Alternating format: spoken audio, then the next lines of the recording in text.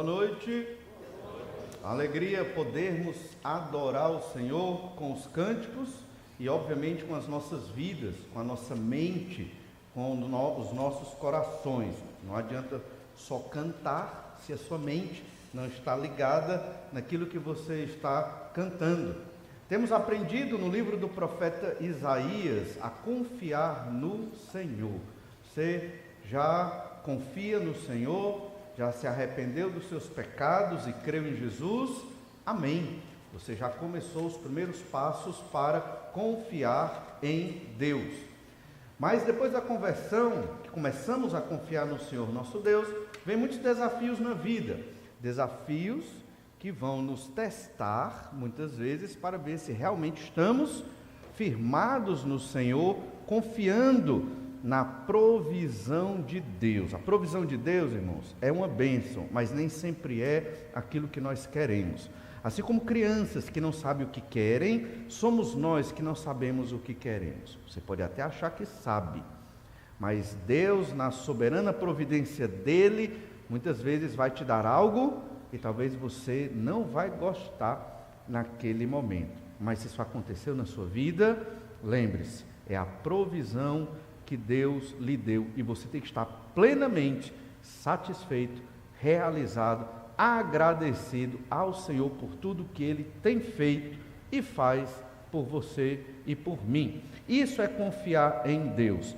Nós estamos estudando no livro do profeta Isaías um grupo de textos sobre os oráculos do Senhor contra as nações, do capítulo 13 de Isaías ao capítulo 23, e nós estamos no capítulo 22, estamos terminando esse bloco que trata dos oráculos de Deus contra as nações. São sentenças de Deus contra as nações da antiguidade, inclusive Israel, inclusive Judá e Jerusalém. Por que Deus dá estas sentenças? Porque estas nações, elas tiveram revelação de Deus e não se arrependeram dos seus pecados. E então Deus aplicou o juízo contra elas, usando principalmente o império assírio que estava crescendo naquele momento.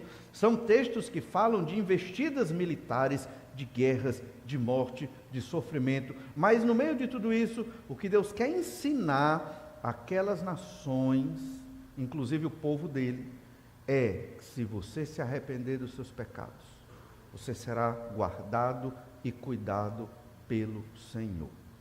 E é isso que Deus quer ensinar a nós. Confie no Senhor. Não confie na sua inteligência. Não confie na sua força física. Os jovens têm a tendência de confiar muito, na sua força física, no seu ímpeto, na sua inteligência. Não confie nisso. Confie no Senhor. E como é que eu confio em Deus? Pela Bíblia Sagrada. Pela Bíblia Sagrada, eu aprendo a confiar no Senhor, porque eu vou vendo que o que Deus diz se cumpre. Esses oráculos eram profecias, avisando estas nações de que elas seriam destruídas. Se elas não se arrependessem dos seus pecados, elas se arrependeram? Não. Foram destruídas? Foram. Destas nações, o remanescente que se arrependeu, Deus preservou e cuidou. Nós vimos isso em domingos passados. Nós vimos no capítulo 22, que é o texto que nós estamos, do verso 1 ao verso 14, como o Senhor nosso Deus, ele apresentou através do profeta Isaías um oráculo contra Jerusalém. Jerusalém, a cidade do Senhor, a cidade de Davi, de onde viria o Messias. Mas Deus julgou, sentenciou Jerusalém. Por quê? Porque ela estava feliz quando deveria estar triste com seus pecados. Pecado, tristeza. Santificação, alegria. Pecado, jejum, choro, sofrimento. Bênção de Deus, salvação, alegria, banquete, celebração. É assim que nós devemos viver. Você não pode estar em pecado e estar feliz. Se isso acontece, você está muito cego. Muito cego. Você não está entendendo nada da sua vida, você não está entendendo nada da Bíblia, você está completamente cego de tudo, da realidade de Deus, da realidade ao seu redor e do seu próprio pecado. Por quê? Porque você não chora pelo seu pecado. Você tem que chorar arrependido do seu pecado. E se você tem tido uma vida de santificação e purificação, você tem que se alegrar, festejar, louvar ao Senhor, porque você está, graças a Deus, pela graça de Deus, pelo poder do Espírito Santo, se fortalecendo na fé de glória em glória, dia após dia. Mas agora nós vamos ver um fenômeno incrível, que do verso 15 ao verso 25, que é um oráculo diferente. Não é um oráculo para uma nação. Veja que essa sessão dos oráculos contra as nações termina no capítulo 23, com o oráculo contra Tiro. Mas agora nós vamos ver um texto sobre 2 indivíduos de Jerusalém. É como se fosse um apêndice do oráculo de Deus contra Jerusalém, que estudamos domingo passado. E nós vamos observar nesse texto, Isaías 22, do 15 ao 25, ainda o tema sobre confiar no Senhor. Devemos confiar totalmente em Deus e não nos homens. Às vezes nós apoiamos nossa confiança nos homens. Como? Quando a minha felicidade depende de uma pessoa. Sua felicidade depende de uma pessoa, e se essa pessoa faltar, você deprime e vai viver completamente infeliz. Se isso acontece, é porque você não confia plenamente no Senhor. A nossa confiança, ela deve ser em Deus e não nos homens. De modo que, se algum dos nossos falta, nós sofremos, mas continuamos firmes, porque a nossa confiança está em Deus. Vamos ler Isaías 22, do 15 ao 25. Diz assim, palavra do Senhor. Assim diz o Senhor dos exércitos: anda, vai ter com esse administrador, com Sebna, o mordomo, e pergunta-lhe: que é que tens aqui? Ou a que tens tu aqui, para que abrisses aqui uma sepultura, lavrando em lugar alto a tua sepultura, cinzelando na rocha a tua própria morada? Eis que como homem forte, o Senhor te arrojará violentamente, agarrar-te-á com firmeza, enrolar-te-á num invólucro e te fará rolar como uma bola para a terra espaçosa. Ali morrerás, e ali acabarão os carros da tua glória, ó tu, vergonha da casa do teu Senhor. Eu te lançarei fora do teu posto, e serás derribado da tua posição. Naquele dia chamarei a meu servo Eliaquim, filho de Ilquias, vesti-lo-ei de uma túnica, cingi-lo-ei com a tua faixa, e lhe entregarei nas mãos o teu poder, e ele será como pai para os moradores de Jerusalém e para a casa de Judá. Porei sobre o seu ombro a chave da casa de Davi. Ele abrirá e ninguém fechará, fechará e ninguém abrirá. Fincá-lo-ei como estaca em lugar firme, e ele será como um trono de honra para a casa de seu pai. Nele pendurarão toda a responsabilidade da casa de seu pai, a prole e os seus descendentes, todos os utensílios, menores, desde as taças até as garrafas. Naquele dia, diz o Senhor dos exércitos, a estaca que fora fincada em lugar firme será tirada, será arrancada e cairá, e a carga que nela estava se desprenderá, porque o Senhor o disse. Se você prestou atenção na leitura, você deve ter observado que aqui Deus manda o profeta dar uma mensagem para 2 pessoas, Sebna e Eliaquim. Essas 2 pessoas fazem parte da corte do rei Ezequias. E isso aconteceu antes do cerco ali a Jerusalém, lá no capítulo 37 do livro do profeta Isaías, que também aparece lá em Crônicas, na verdade no livro de Reis, 2º Reis, essa investida ali. Nós então queremos, a partir desses 2 personagens que estão ilustrando com suas vidas a cidade de Jerusalém, nós queremos aprender exatamente que devemos confiar totalmente no Senhor e não confiar nos homens. Então, observe primeiro Sebna. Sebna, ele foi autoconfiante e ele queria este mundo para ele. Sebna fazia parte da corte do rei Ezequias. Ele era autoconfiante e ele queria este mundo. Muitos da cidade de Jerusalém, naquele momento, que nós estudamos também o oráculo do verso 1 ao 14 do capítulo 22, muitos daqueles naquele momento eram como Sebna. A intenção de Deus não só era exortar Sebna e falar também de Eliaquim, mas era mostrar a Jerusalém os tipos de pessoas que viviam ali. Um desses tipos era Sebna. Então, Sebna e Eliaquim são mencionados como parte da corte do rei Ezequias lá em Isaías 36, verso 3. Olha aí comigo, diz assim: então saíram a encontrar-se com ele Eliaquim, filho de Ilquias, o mordomo, Sebna, o escrivão, e Joá, filho de Asaf, o cronista. Isaías 36, verso 3. Agora olha o verso 11 do mesmo capítulo, Isaías 36, verso 11. Então disseram Eliaquim, Sebna e Joá a Rabsaque: pedimos-te que fales em aramaico aos teus servos, porque o entendemos, e não nos fales em Judá, aos ouvidos do povo que está sobre os muros. Rabsaque, enviado do rei ali da Assíria, para poder mandar uma mensagem de opressão a Jerusalém. Olha o verso 22, Isaías 36, 22. Então Eliaquim, filho de Ilquias, o mordomo, e Sebna, o escrivão, e Joá, filho de Asaf, o cronista, rasgaram suas vestes, vieram ter com Ezequias e lhe referiram as palavras de Rabsaque. Então eles faziam parte da corte. Homens de confiança do rei Ezequias foram falar com o emissário do rei assírio e voltaram para o rei apresentando o que a Assíria queria, invadir Jerusalém. Verso 2, Isaías 37 agora, verso 2.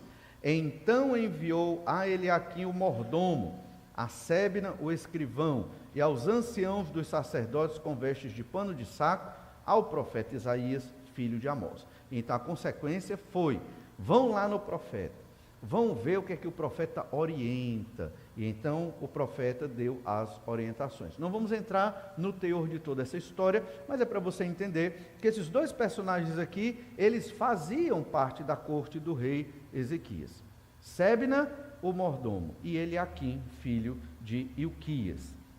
Observe então que ser mordomo aqui, no caso de Sebna, voltando para o nosso texto principal, Isaías 22, a partir do verso 15, ser mordomo era ser administrador dos assuntos do rei. Ele era aquela pessoa que cuidava de todo o patrimônio real. Era aquela pessoa que seguia as orientações do rei e cumpria as ordens do rei. E às vezes, quando o rei estava triste, cabisbaixo e queria se retirar, o mordomo cuidava de todos os assuntos do reino. Este era Sebna. Certo? Então, ser mordomo não é, na nossa linguagem aqui, simplesmente servir ao rei, ou o vinho, ou a alimentação. Não, era muito mais do que isso. Era ser um verdadeiro gerente do reino, na ausência do rei, ou sob as ordens do rei. Então, Sebna possuía uma alta posição no reino de Ezequias. Ele era a mão direita do rei. Então, é importante ter esse entendimento. Veja, no verso 15 diz assim: anda, vai ter com esse administrador, com Sebna, o mordomo. Então é muito claro, Sebna era o mordomo.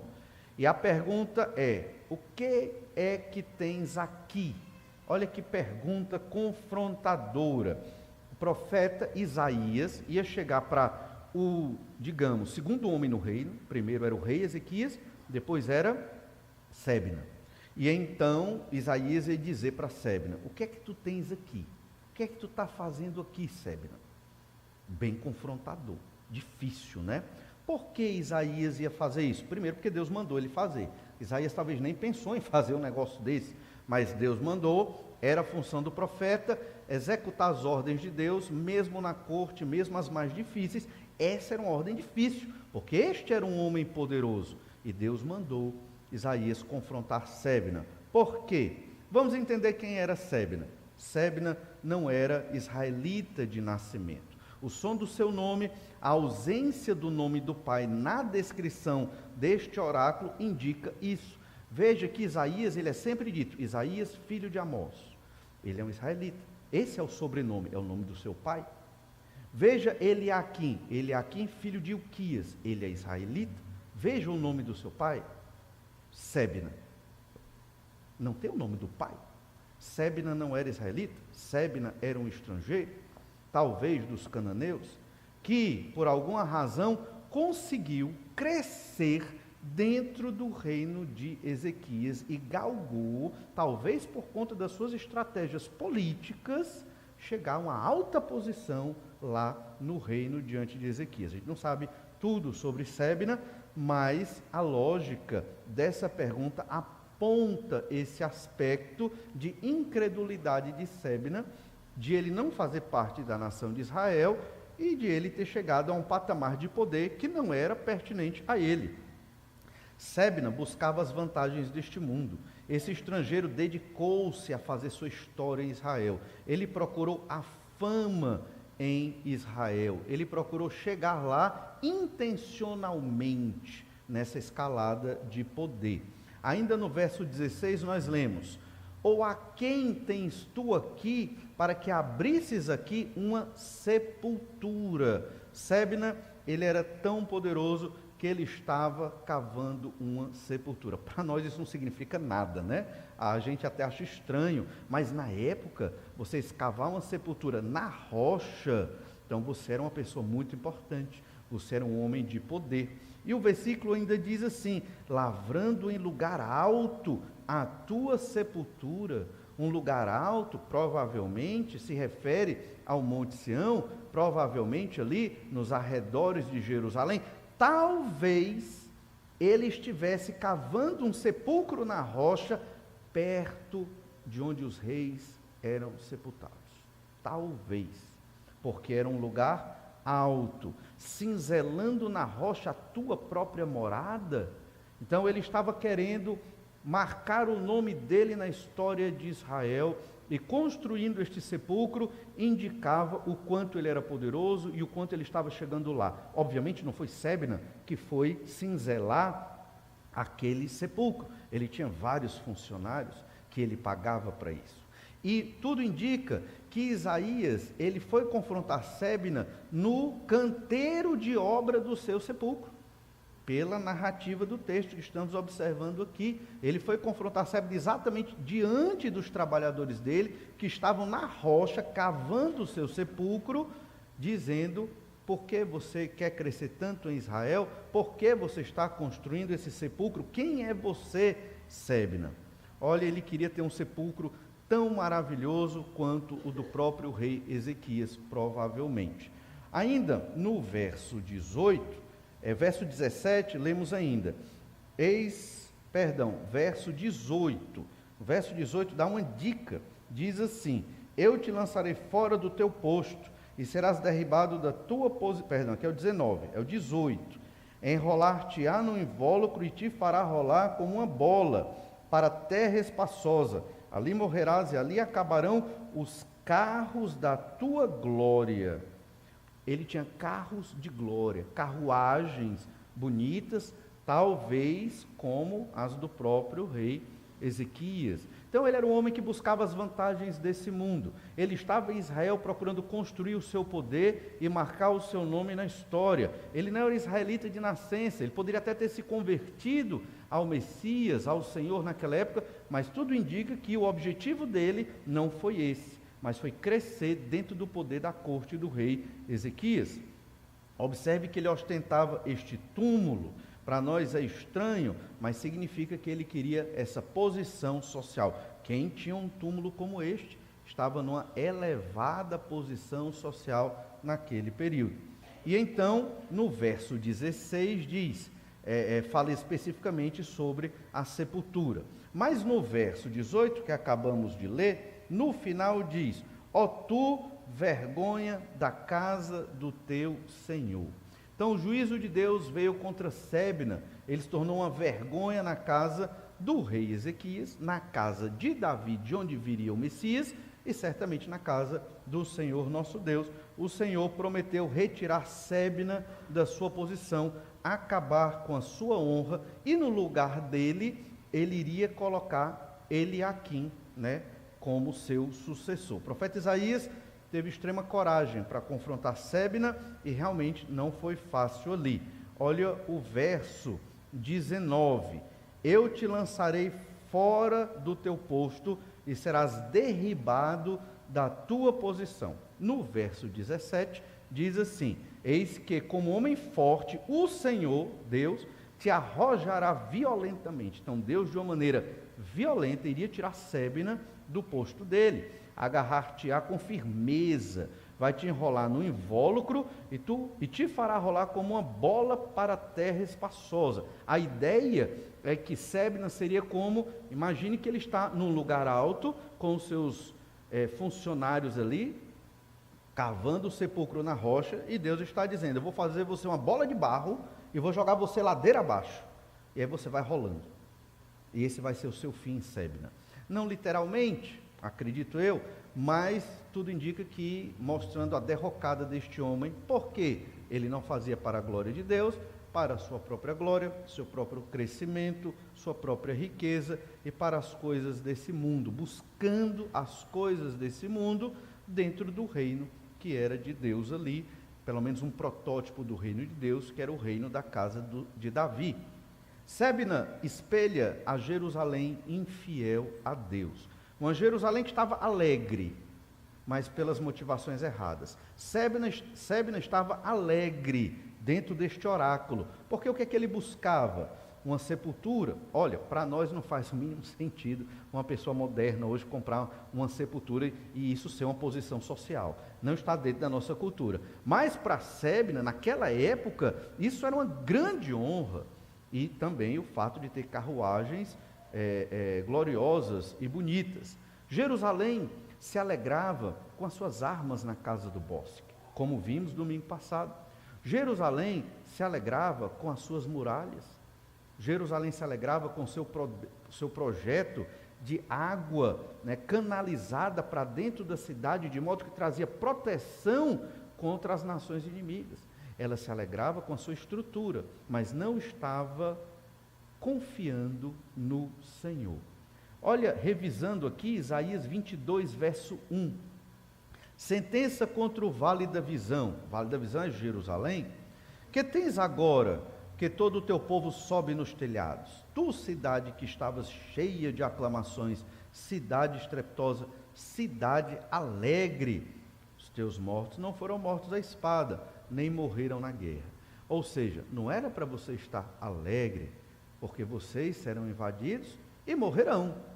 Isso aqui já não fala do cativeiro assírio, porque Deus teve misericórdia de Jerusalém e deu mais tempo para Jerusalém se arrepender, mediante a graça de Deus e a oração do rei Ezequias. Mas quando a Babilônia veio, textos mais à frente, aí sim, Jerusalém foi invadida, porque não se arrependeu dos seus pecados. Percebe? Olha ainda Isaías 22, verso 12. O Senhor dos exércitos vos convida naquele dia para chorar, prantear, rapar a cabeça, cingir o cilício. Deus te convida, Jerusalém, a se arrepender dos seus pecados. Chore pelos seus pecados. Se tem pecado, tem que ter choro e arrependimento. Não pode ter pecado e fingir que não tem pecado. Não pode. Isso é irreal. E é por isso que às vezes não acha estranho se um irmão chegar triste na igreja. Ele às vezes pode chegar triste na igreja, por quê? Porque ele está lutando contra pecados, ou contra situações da vida. Nem sempre a gente está sorrindo. Deus queira que sempre estejamos sorrindo, mas acontece. A falsidade da modernidade é exatamente esta. Todo mundo quer aparentar uma fachada de alegria e de felicidade sempre plena e constante. Isso não existe. Isso é mentira. Mentira do mundo moderno. A mentira do mundo moderno é a felicidade plena. Isso não existe. Por quê? A culpa é de Deus? Não. É porque nós somos pecadores. Não estou dizendo que não podemos ser muito alegres, felizes, contentes, satisfeitos e abençoados. É claro que podemos. E é Deus quem nos dá tudo isso. Mas não existe plenitude disso na terra. Porque se existisse, já era o céu. Né? Se isso fosse assim, Jesus já teria voltado. Estaríamos vivendo no reino de Deus aqui na terra, e a igreja é uma expressão deste reino, do reino de Deus, mas ela ainda não é a completude, a concretização do reino de Deus, não é. Então a igreja tem dificuldades, nós crentes somos pecadores, temos problemas e lutamos contra os nossos problemas pela fé no Senhor Jesus Cristo, para sermos cada vez mais úteis na obra do Senhor, para glorificar o nome do Senhor nosso Deus nesta terra, e só assim seremos mais ou menos realizados nessa vida, até a volta de Jesus. Jerusalém era como Sébina, estava alegre com as coisas desta terra, escondendo os seus pecados e não buscando verdadeiramente o Senhor. Olha o verso 13, Isaías 22, 13. Porém é só gozo e alegria que se vem, matam-se bois, degolam-se ovelhas, come-se carne, bebe-se vinho e se diz, comamos e bebamos que amanhã morreremos. Mas o Senhor dos Exércitos se declara aos meus ouvidos, dizendo, certamente esta maldade não será perdoada, até que morrais, diz o Senhor dos Exércitos. Que maldade é essa? É a maldade de não confiar em Deus, é a maldade da incredulidade, é a maldade de você festejar quando a cidade está em pecado. Deus manda o profeta avisar, e o povo ainda mata o boi, faz o churrasco, e está se alegrando. E Deus mandou o profeta dizendo, vocês estão em pecado, se arrependam, e o povo comendo carne, e o povo festejando. Isso não tem perdão, só se arrepender dos pecados, aí tem perdão.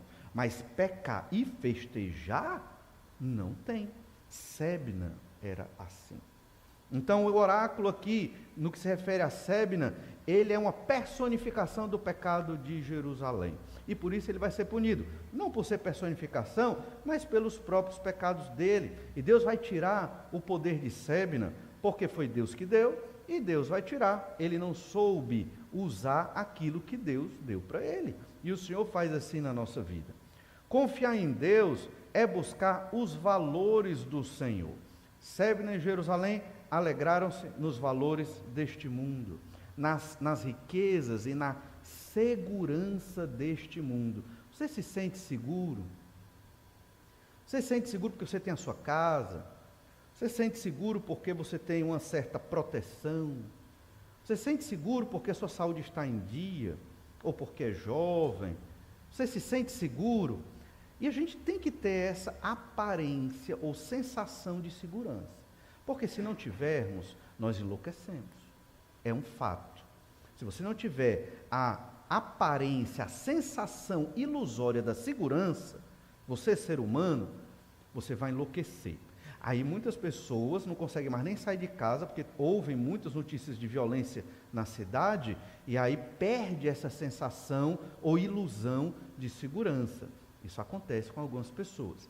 Mas na verdade, irmãos, a nossa segurança, ela está no Senhor. A nossa dos crentes em Jesus. E a dos não crentes em Jesus também. Todos os habitantes deste planeta são guardados e cuidados pelo soberano Senhor, o Criador de todas as coisas. Porque Deus é soberano sobre tudo e nada escapa do poder de Deus. Pela graça de Deus, nós somos muito bem-aventurados e felizes, porque Jesus, o Senhor Jesus Cristo, morreu na cruz pelos nossos pecados, nós os que cremos em Jesus. E temos uma maior segurança, porque o Senhor Jesus olha para nós de modo especial. Não porque somos especiais, ou porque somos de uma igreja batista, de forma nenhuma, mas porque a graça de Deus se estendeu e foi derramada sobre nós, de modo que Jesus, o Senhor, abriu os nossos olhos para termos fé verdadeira e salvação em nome de Jesus. Então nós podemos não só ter a ilusão da segurança, ou a sensação de segurança, mas a plena certeza. Nós crentes podemos, pela Bíblia Sagrada, ter a certeza de que o Senhor nos guarda todo o dia. Todo o dia. É o Senhor quem cuida de nós. Até nos momentos difíceis, nas situações complexas, se não fosse o Senhor, não tinha nenhum de nós aqui. Nós temos a aliança feita com o Cordeiro de Deus. Nós não tínhamos competência de fazer essa aliança. Foi o Cordeiro que fez conosco, ao morrer na cruz pelos nossos pecados. A aliança é um contrato, é um compromisso. Foi um compromisso de sangue que Jesus se comprometeu. Isso garante que o Senhor nunca vai nos abandonar. Nunca. Nunca você estará desprotegido, desamparado pelo Senhor nosso Deus. Não porque você é religioso, não porque você passa o dia orando, não porque você passa o dia lendo a Bíblia, não porque você evangeliza o dia todo, não por isso, mas pelo Senhor Jesus que morreu na cruz pelos seus pecados. Ele garante que o Senhor cuida de nós. Esta é a nossa certeza de confiança. Isso significa que se você confia mais nos valores desta terra do que no Senhor, isso é incredulidade. Você não está crendo no poder do Senhor nosso Deus. E certamente isso vai te distanciar do Senhor, como fez com Sébina e com Jerusalém.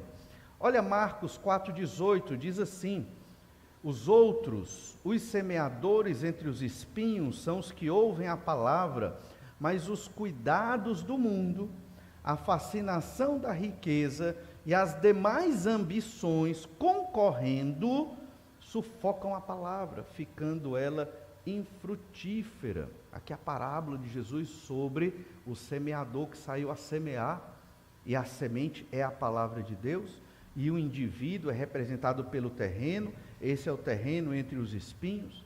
A palavra de Deus chegou naquele terreno, mas houve uma concorrência.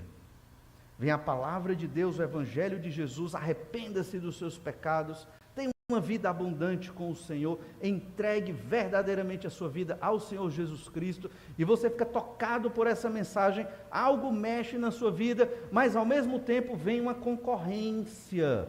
E essa concorrência é o quê? O mundo, fascinação das riquezas, ambições. Sébina, era o que Sébina queria, era o que Jerusalém queria. Jerusalém não queria obedecer a Deus, Jerusalém queria a alegria, a festa, mesmo no meio de tantos pecados que estavam acontecendo ali. Não devemos deixar que isso aconteça na nossa vida. Certamente essa parábola aqui está tratando da perdição da nação de Israel na época de Jesus. Aqui é Jesus pregando e seus discípulos a mensagem do evangelho, e as pessoas não queriam se arrepender dos seus pecados. Até gostavam da mensagem, queriam, mas essas fascinações, seduções, o mundo, as ambições da riqueza, impediam o compromisso das pessoas com Deus. Os anos passaram, os séculos passaram, mas é do mesmo jeito até hoje. Os pecadores são os mesmos. Marcos 8, verso 34. Então, convocando a multidão, e juntamente os seus discípulos, disse-lhes: se alguém quer vir após mim, a si mesmo se negue. Tome a sua cruz e siga-me. Quem quiser, pois, salvar a sua vida, perdê-la-á. E quem perder a vida por causa de mim e do evangelho, salvá-la-á. Que aproveita ao homem ganhar o mundo inteiro e perder a sua alma. O que adianta? Você vai ganhar o mundo inteiro. Você vai ser um Elon Musk do Brasil. O que adianta? Qual a vantagem disso? E você perde a sua alma, porque você não confiou no Senhor. Porque qualquer que nesta geração adúltera e pecadora se envergonhar de mim, das minhas palavras, isso é Jesus falando, também o Filho do Homem se envergonhará dele quando vier na glória de seu Pai com os santos anjos. Ou seja, não há nada nesse mundo mais valioso do que o Senhor, do que o reino de Deus, do que a mensagem de salvação. Absolutamente nada. E para nós crentes em Jesus, Gálatas 6,14, mas longe esteja de mim gloriar-me, senão na cruz de nosso Senhor Jesus Cristo, pela qual o mundo está crucificado para mim e eu para o mundo. Nossa glória realmente é conhecer o Senhor Jesus Cristo. Era para ser a glória de Sébina, mas a glória de Sébina era o mundo, era a posição que ele tinha no reino de Ezequias, era a riqueza. Sébina não confiou no Senhor, Sébina foi autoconfiante, ele confiou nele mesmo.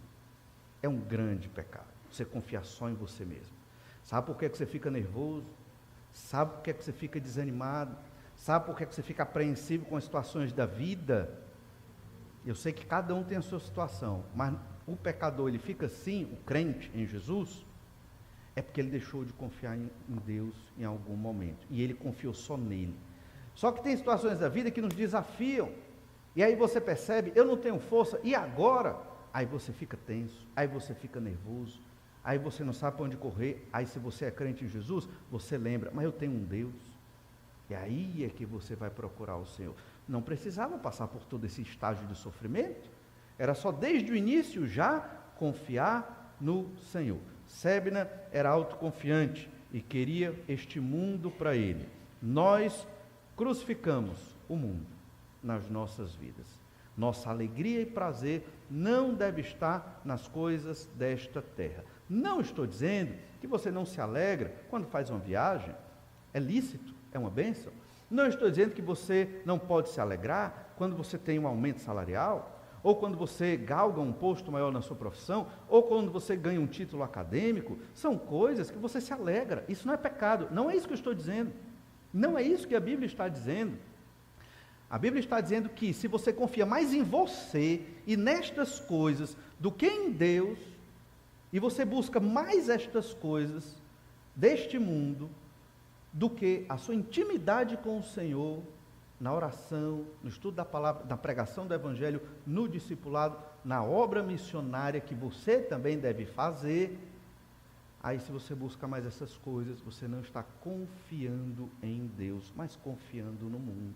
É a questão dos valores. Quais são os valores da sua vida?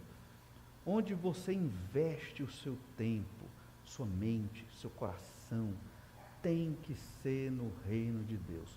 Não caia no erro de Sebna. Não seja autoconfiante como Jerusalém foi, porque certamente o Senhor há de julgar. E aí observamos o segundo exemplo, o segundo personagem desse oráculo, Eliaquim. Eliaquim foi um servo do Senhor que sustentou a fé. Eliaquim foi um servo do Senhor nosso Deus que sustentou a fé. Olha Isaías capítulo 22, verso 20. Naquele dia, Isaías 22, verso 20. Naquele dia, chamarei a meu servo Eliaquim, filho de Ilquias. Claramente há um contraste entre Sebna e Eliaquim. Não seja como Sebna, seja como Eliaquim. Eliaquim é chamado servo do Senhor. Verso 21. Vesti-lo-ei da tua túnica, da túnica de Sebna. Cingi-lo-ei com a tua faixa, o cinto de Sebna, e lhe entregarei nas mãos o teu poder, o poder que era de Sebna, e ele será como pai para os moradores de Jerusalém, para a casa de Judá. Você percebe então que ser mordomo do rei era como se fosse ser o pai da nação. O rei era o pastor daquela nação, também era o pai da nação, tinha essa função, mas a lógica é que o rei delegava tarefas, e quem mais administrava essas questões era o seu mordomo, que iria ser Eliaquim. A ideia da túnica e do cinto são símbolos da autoridade ali, que seria transferida de Sebna para Eliaquim, e ele receberia de Deus o poder que foi dado a Sebna. Ele receberia esse poder para ser o pai da nação e administrar a nação. Eu não sei se você percebeu, se você é um leitor atento da Bíblia, enquanto nós estávamos lendo, você deve ter percebido que nós, no oráculo de Isaías 22, que nós estamos estudando aqui, Sebna é chamado de mordomo. Mas quando você vai para Isaías 36, que nós lemos, quem era o mordomo? Eliaquim. Olha Isaías 36, 3. Eliaquim, filho de Ilquias, o mordomo. Sebna foi rebaixado. Sebna, o escrivão. Aí você vai no verso 22. Então Eliaquim, filho de Ilquias, o mordomo, e Sebna, o escrivão. E no 37, verso 2, Isaías 37, verso 2, então enviou a Eliaquim, o mordomo, a Sebna, o escrivão. Sebna foi rebaixado, ainda não foi destruído e morto, como Deus profetizou, mas já foi rebaixado no capítulo 36. O oráculo se cumpriu, o oráculo que nós estamos estudando. Você tinha percebido este detalhe? Pois é, já houve o cumprimento no capítulo 36 e Sebna perdeu o seu poder e Eliaquim tornou-se ali o pai da nação de Israel. Um homem temente a Deus, consagrado ao Senhor, um homem crente e que Deus colocou ali para auxiliar o rei Ezequias. Nós não temos todos os detalhes de como ele estava auxiliando, mas o fato é que ele foi certamente uma bênção. Olha então, Isaías 22, verso 22. Porei sobre o seu ombro a chave da casa de Davi. Ele abrirá e ninguém fechará. Fechará e ninguém abrirá. Fincá-lo-ei como estaca em lugar firme, e ele será como um trono de honra para a casa de seu pai. Perceba que Sebna tinha carruagens de glória. E Eliaquim vai ter um trono de glória. Honra e glória aqui é a mesma ideia. Então ele ia ter um trono de glória na casa de seu pai, referindo certamente ali à casa de Davi, ao reino de Ezequias. E aqui nós temos duas figuras importantes, a chave e a estaca. A chave, naquela época no reino, não era uma chave pequena como a nossa, era uma chave grande, era simbólica. Significava que a pessoa que tinha essa chave era a mão direita do rei. Era a pessoa que tinha o poder de abrir as portas da cidade e fechar as portas da cidade com a sua ordem. Então ele era alguém realmente muito importante ali. Mas o poder de Eliaquim aqui não era só um poder político e administrativo. Por quê? Porque são as chaves da casa de Davi. Era algo mais. Por que Sebna foi deposto? Porque ele buscava esse mundo e era autoconfiante. Por que Eliaquim foi colocado no lugar dele? Porque era um servo de Deus, um crente e confiava no Senhor. A missão de Eliaquim não era só política e administrativa, mas também espiritual, uma missão de fé. E a gente observa isso pelo fato de que essa expressão, a chave da casa de Davi, ela foi utilizada também no Novo Testamento, em 2 outros textos, referindo-se a algo muito importante para a igreja do Senhor Jesus Cristo. A gente observa lá em Apocalipse, capítulo 3, verso 7, o Senhor Jesus, ele detém as chaves da casa de Davi. Olha o que diz Apocalipse 3, verso 7, diz assim: ao anjo da igreja em Filadélfia escreve, estas coisas diz o santo, o verdadeiro, aquele que tem a chave de Davi, que abre e ninguém fechará, que fecha e ninguém abrirá. É uma clara referência às chaves da casa de Davi, dadas a Eliaquim, no oráculo que estamos estudando aqui, e é o único local no Antigo Testamento que é falado das chaves da casa de Davi. Eliaquim, nesse sentido, ele aponta para o Messias, porque ele tem estas chaves. Ele detém o poder de colocar Jerusalém nos eixos, ajudando o rei Ezequias com seus conselhos. É uma missão espiritual nesse sentido, de aconselhar, de orientar, de mostrar para Ezequias, olhe, confie no Senhor, não confie nos homens, não confie em Sebna, não confie naqueles que só querem saber das riquezas desta terra. O seu ministério, Ezequias, ele aqui dizendo aqui, a gente imaginando, é você se dedicar ao Senhor, orar a Deus para que Ele cuide de Jerusalém, para que Jerusalém se arrependa dos pecados. Você é o pastor dessa nação. Nesse sentido, ele tinha a chave da casa de Davi, abria e fechava, inclusive no que se referia à fé no Messias e à fé no Senhor. O próprio Senhor Jesus Cristo, ele se coloca como tendo essa chave. E o que é essa chave da casa de Davi, que abre e ninguém fecha, fecha e ninguém abre? Verso 8, Apocalipse 3, verso 8. Conheço as tuas obras, a igreja de Filadélfia, né? Conheço as tuas obras, eis que tenho posto diante de ti uma porta aberta, a qual ninguém pode fechar, que tens pouca força, entretanto guardaste a minha palavra e não negaste o meu nome. Esta porta aberta, a gente não vai estudar tudo da igreja de Filadélfia, mas significa uma porta do Evangelho, a porta da pregação aberta para os povos ouvirem o Evangelho do reino de Deus. Filadélfia era uma igreja fiel, era uma igreja dedicada à pregação do Evangelho e à obra missionária. E nesse sentido, tinha uma porta aberta. Jesus abriu uma porta naquela igreja. Era uma igreja que proclamava a palavra de Deus, que foi fiel à palavra de Deus e que queria que o evangelho chegasse às outras nações. Diferentemente de outras igrejas aqui, das 7 igrejas do Apocalipse, capítulo 2 e 3, Filadélfia foi extremamente fiel. E a característica dela é porque guardou a palavra de Deus. A característica dela é porque ela pregava a mensagem do evangelho. É isso que quer dizer a figura, uma porta aberta diante de ti. O resto dos versículos dessa carta de Jesus à igreja de Filadélfia atestam esta verdade.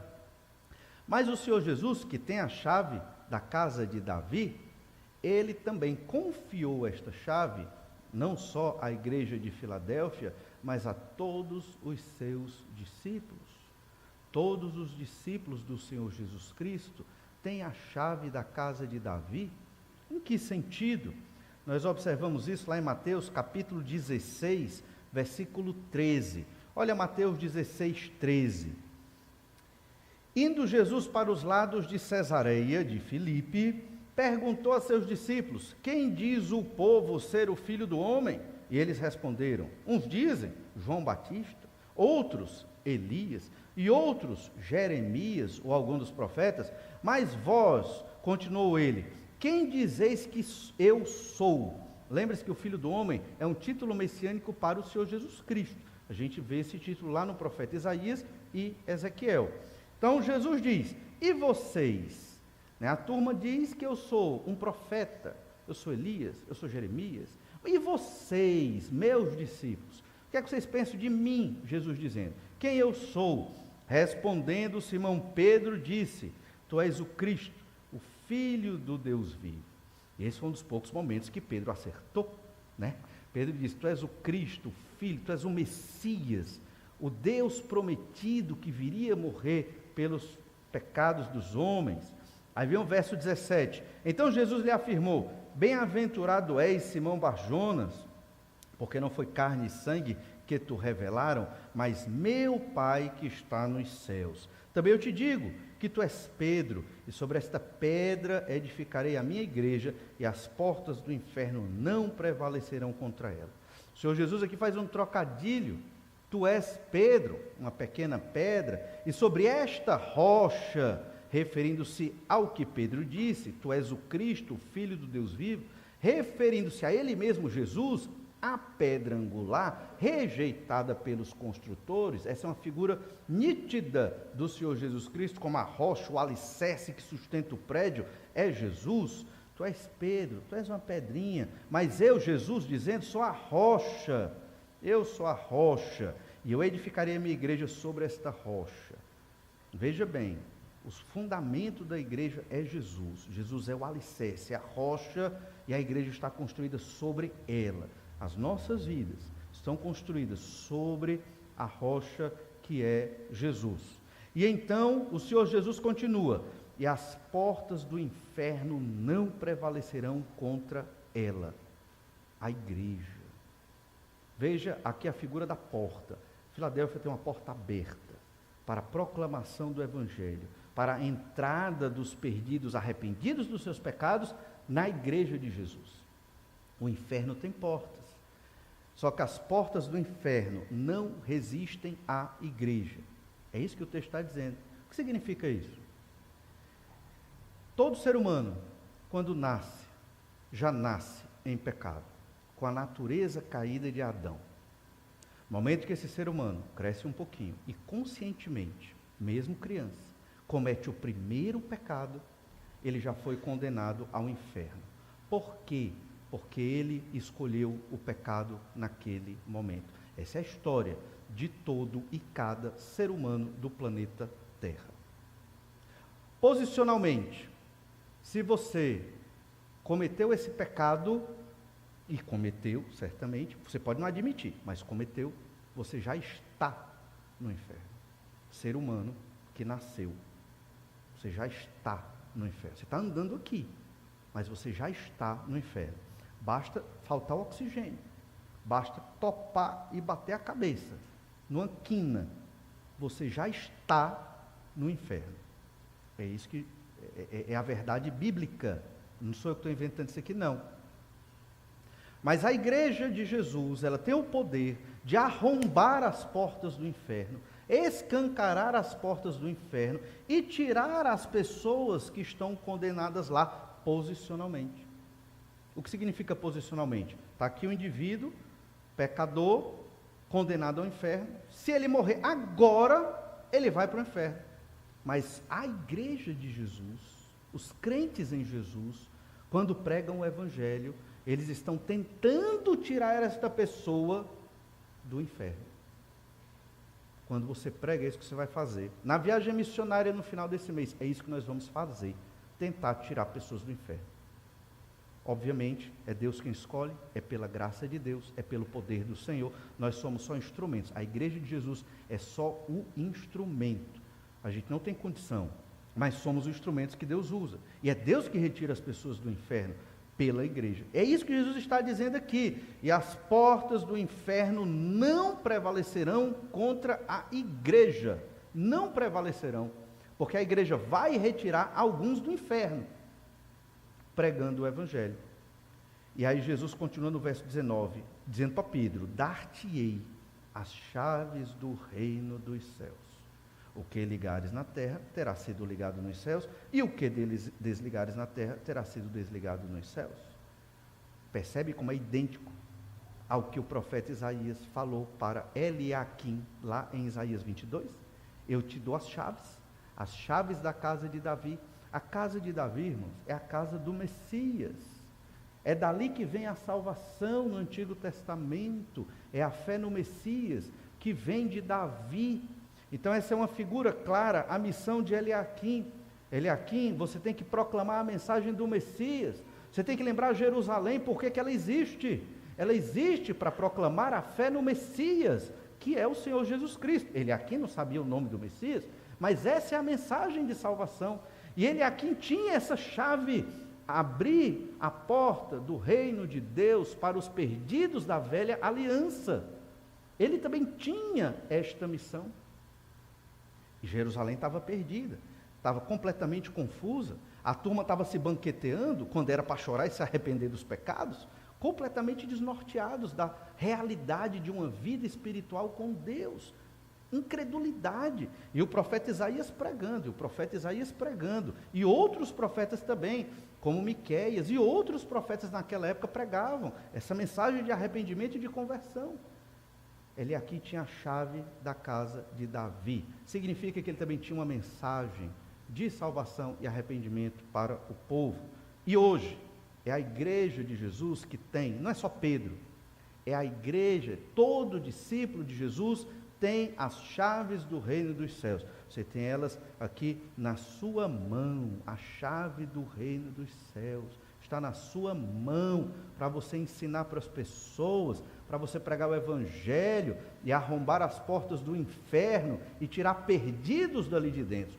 Todo dia você pode fazer isso, você que é crente no Senhor Jesus Cristo, tentando cumprir a missão que o Senhor Jesus deixou para nós, a de ir, batizar e ensinar tudo que o Senhor Jesus deixou para nós, fazendo discípulos para o Senhor Jesus Cristo. Percebe então que Eliaquim tinha uma grande missão, não somente de auxiliar o rei Ezequias, mas também na questão política, governamental, mas também na questão espiritual, no arrependimento de pecados de Jerusalém. Eliaquim, o servo do Senhor que sustenta a fé. Devemos imitar o exemplo de Eliaquim. Nós temos a bênção de conhecer o Senhor, de ter arrependimento dos nossos pecados, de ter e conhecer o Evangelho do Senhor Jesus Cristo. Você pode abençoar muitas pessoas com esta pregação do Evangelho do Reino. E por fim, Eliaquim, mesmo sendo um servo do Senhor, ele também corria o grande risco. O risco de ser autossuficiente para os outros. Ele corria o risco de ser autossuficiente para os outros, e nós não podemos viver assim. Eliaquim, ele seria um trono de glória. A gente leu isso lá no verso 23. Fincá-lo-ei como estaca, em lugar firme, e ele será como um trono de glória para a casa de seu pai. A estaca aqui se refere a uma estaca que segurava a tenda no momento da ventania e da tempestade. Ele aqui era uma estaca firme, mas ele teria um grande trono de glória. E por conta disso, muitos iriam procurá-lo, as suas benesses, os seus favores, iriam se pendurar nele, inclusive seus parentes e familiares. Olha o verso 24. Nele, Isaías 22, 24. Nele pendurarão toda a responsabilidade da casa de seu pai, a prole e os descendentes, todos os utensílios menores, desde as taças até as garrafas, ou seja, tudo que é patrimonial. E essas pessoas, inclusive seus familiares, iam acabar dependendo dele. E iam ver em Eliaquim o quê? A nossa salvação. E Eliaquim talvez gostasse. Isso é ser autossuficiente para as pessoas. É você querer salvar as pessoas. Só que não dá. Um ser humano não tem como salvar as pessoas. Não estou falando só de salvação espiritual. Estou falando também de salvar dos seus problemas. A gente pode aconselhar, a gente pode dar uma instrução, a gente pode orar junto, mas cada um vai dar conta de si. Só você pode vencer os seus pecados. Eu não posso vencer os seus pecados por você. Mas no momento que você começa a depender muito de uma pessoa, é o caso aqui, o povo dependendo completamente de Eliaquim, inclusive sua família, Eliaquim podia se sentir uma pessoa muito importante e acabar caindo na soberbas. Ele estaria tomando o lugar de Deus no coração do povo. Ele não queria isso, mas o povo o levou a querer isso. E é por isso que nós observamos o verso 25.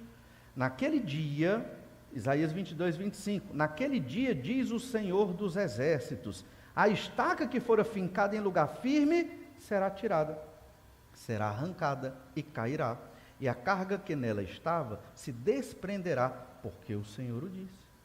Ou seja, o próprio Eliaquim, se ele não permanecer fiel ao Senhor, cumprindo a sua missão de aconselhar bem o rei Ezequias com a palavra de Deus, não só na administração do reino, nas questões políticas e militares, mas também na questão espiritual do arrependimento de pecados e da confiança em Deus, e se ele começasse a se sentir Deus suficiente para as pessoas, ele iria perder a sua posição e a estaca fincada seria arrancada, o próprio Eliaquim.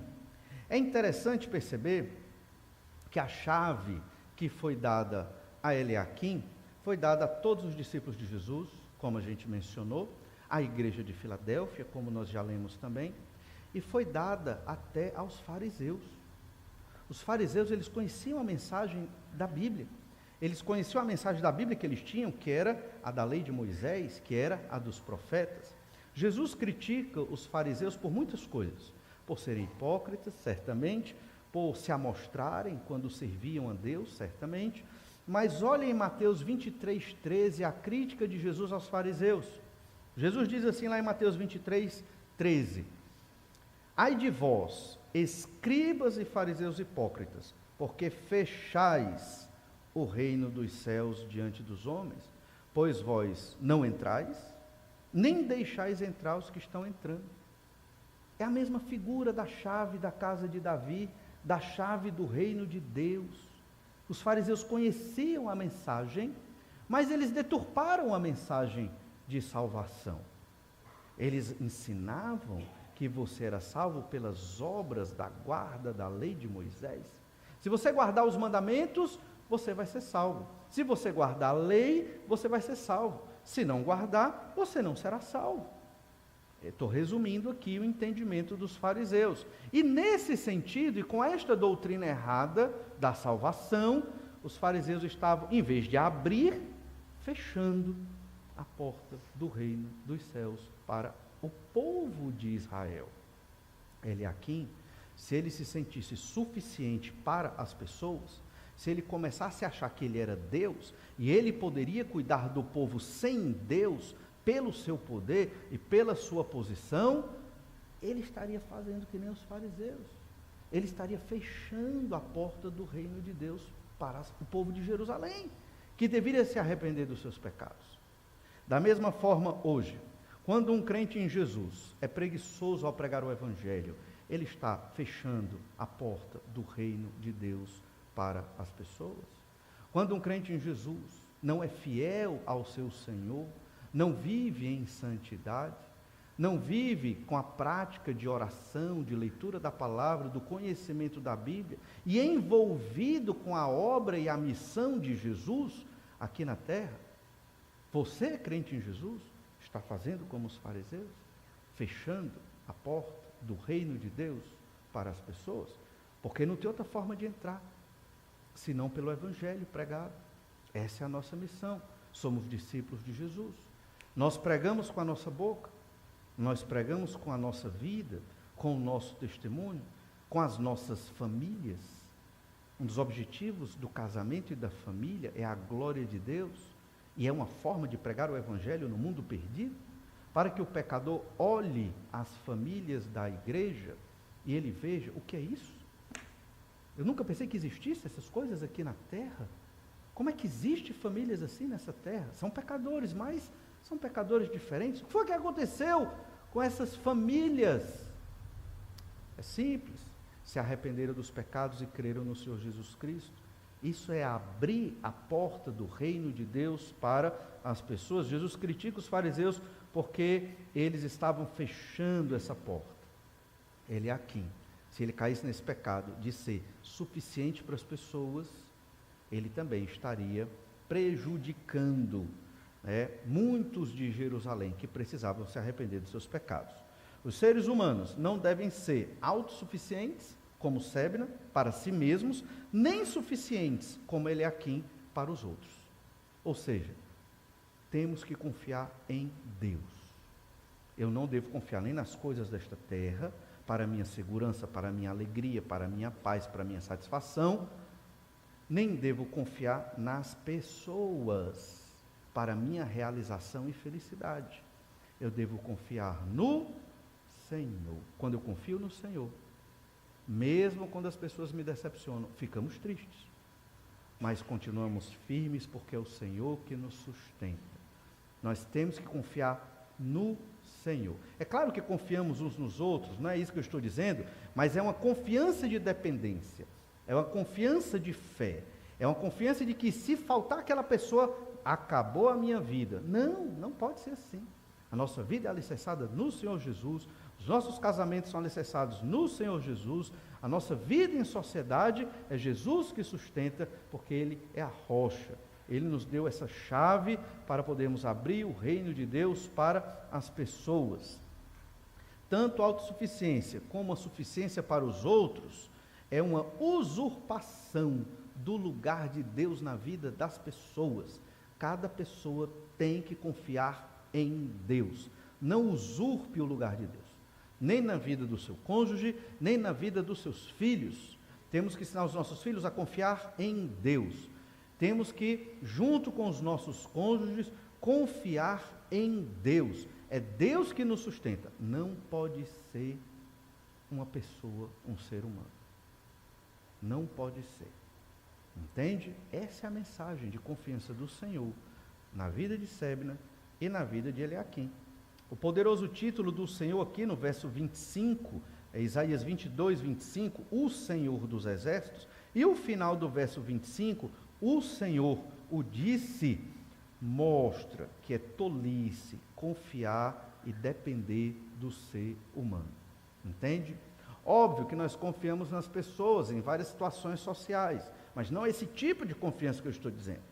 É confiar no sentido de depender, de colocar sua vida sobre aquela pessoa, de modo que se aquela pessoa faltar, acabou a minha vida. Não, nossa vida é o Senhor Jesus Cristo.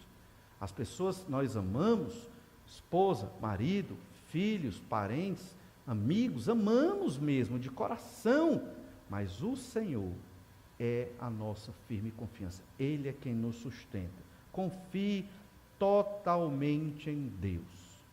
Não dependa dos homens. Jerusalém precisava confiar em Deus e não estava arrependida dos seus pecados. Sebna confiou nesse mundo, se achou autossuficiente Ele não estava, certamente, arrependido dos seus pecados. Eliaquim confiou em Deus, sustentou a fé, mas tinha que ficar atento para não cair nesta suficiência para os outros, porque senão ele estaria usurpando o lugar de Deus na vida das pessoas. Todos estes personagens precisavam confiar no Senhor. Hoje é do mesmo jeito. Confie em Deus, dependa do Senhor, porque o Senhor nosso Deus fez uma aliança conosco. Ao enviar Jesus para morrer numa cruz pelos nossos pecados, o sangue de Jesus foi derramado para que nós viéssemos a ter esta confiança. Deus nunca vai quebrar esta aliança, este pacto, a nova aliança que Ele fez conosco. Nunca! Nós quebramos todo dia com os nossos pecados, mas há o perdão, o arrependimento dos pecados e o Senhor nos recebe de volta. Baseado nisso, confie no Senhor e você vai perceber como Deus há de te abençoar e sua vida será muito mais maravilhosa, inclusive para servir a Deus na missão que Deus deixou para nós, a de abrir o reino de Deus para os pecadores perdidos. Vamos orar, pedir que o Senhor nos abençoe.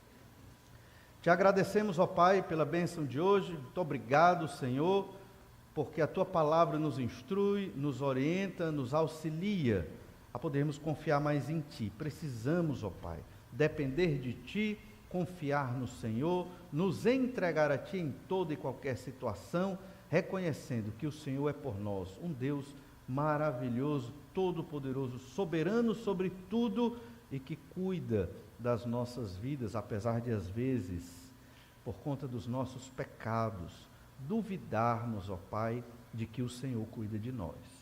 Capacita-nos a desenvolver essa confiança, firme confiança na nova aliança, no Teu Santo Espírito, na obediência à Tua palavra, de que o plano do Senhor dá certo e vai se cumprir. Te agradecemos pela salvação maravilhosa que o Senhor nos dá e suplicamos que o Senhor nos ajude a sermos servos úteis na Tua obra. E é em nome de Jesus que oramos. Amém. Deus lhe abençoe, lhe dê uma boa semana. Temos um tempo agora de oração silenciosa. Você pode conversar um pouco mais com o Senhor. Boa noite e até breve.